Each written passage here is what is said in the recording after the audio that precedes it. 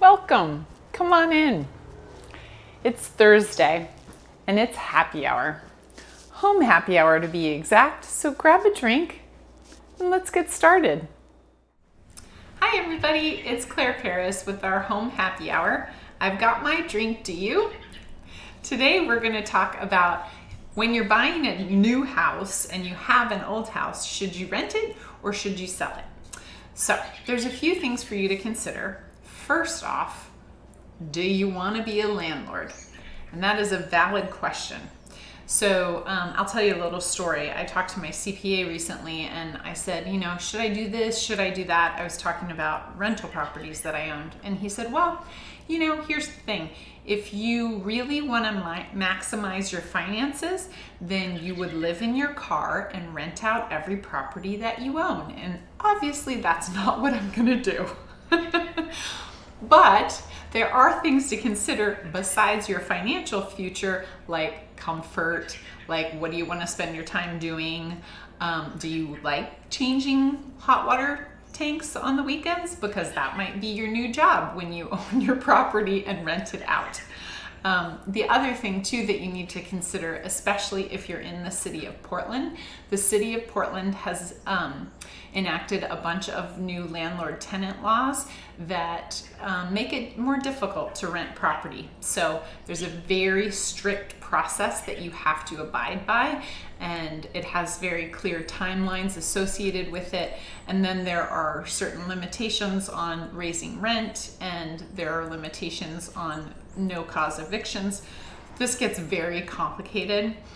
So lately what I've been telling people, if you're thinking about renting your home, you really have to think about it for a long-term solution. It can't be, oh, I just want to do it for 6 months or a year because I don't know if I'm going to like my new house. It's not really the best reason to rent your home.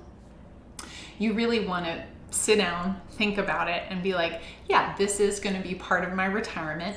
I'm planning on keeping this house for the next 30 years, and the renters are going to lower my mortgage, and eventually it's going to cash flow and be part of my retirement. If that's not what you're thinking, the liability with renting to tenants and what they can do as far as damage to the property or just having to deal with things going wrong, it's a lot of work and it's not going to be easy. So the other big thing to consider is there are tax repercussions. So when you own and live in your home, you get up to $250,000 tax-free of gain. So if I bought my house for $100,000 and I sold my house for $350,000, all that money I made, I get to just put in my pocket and do whatever I want with it. Once you start renting it, you start losing that deduction, and over a certain amount of time, you lose it completely. So it's another big reason why, if you're going to rent your property, you got to know that you want to do it long term or it doesn't make sense. So I've just listed all of the reasons why you wouldn't want to rent your home. So why would you do this? Why does anyone do this? Mostly it's growing wealth. So you've got somebody paying your mortgage, and as they pay down your mortgage, they're also paying you above and beyond that. So you're making money on it. Plus you have a tax deduction on it. And for your future self and the amount of rents that you can have coming in, it's a huge boon as far as retirement goes.